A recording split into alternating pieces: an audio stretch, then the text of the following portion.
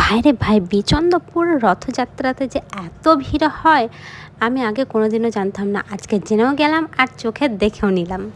So hello everyone, আমি মিতু। তো চলে এলাম নতুন একটা ভিডিও নিয়ে।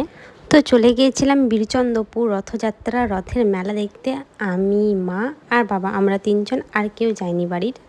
তো এই ফার্স্ট টাইম আমি বীরচন্দ্রপুরে রথযাত্রা রথের মেলা দেখলাম। তো বিয়ের আগে অনেকবারই ভাবতাম যে রথযাত্রার মেলা দেখতে যাব বীরচন্দ্রপুর। তো সেটা কোনো দিনই হয়নি, কারণ আমার বাবার বাড়ি থেকে বীরচন্দ্রপুর অনেকটাই দূর, তার জন্য আসা হতো না।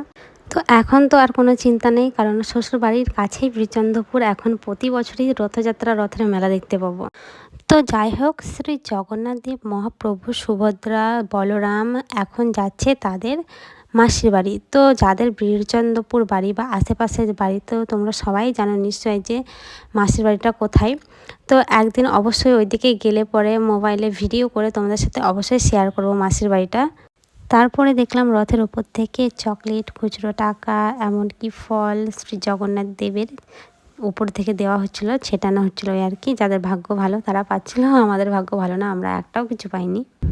তো রথযাত্রা দেখার পর চলে গিয়েছিলাম একটু মেলার ভিতরে। মেলার ভিতরে গিয়ে আমি কোনো ভিডিও ক্লিপ নিতে পারিনি, কারণ ফোনটা ব্যাগে রেখেছিলাম। হঠাৎ বৃষ্টি চলে এসেছিলো, ওই জন্য ফোন আর ব্যাগ থেকে বার করিনি আমি।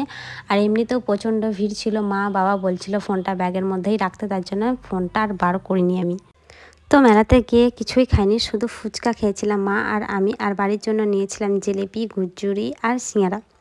তো তারপরে ভাবলাম যে সব ইস্কন মন্দিরগুলো দেখতে যাবো, কিন্তু সময় ছিল না, রাত লেগে গিয়েছিলো। নিতাই বাড়ির গেট থেকে ঘুরেই চলেছিলাম। তারপরে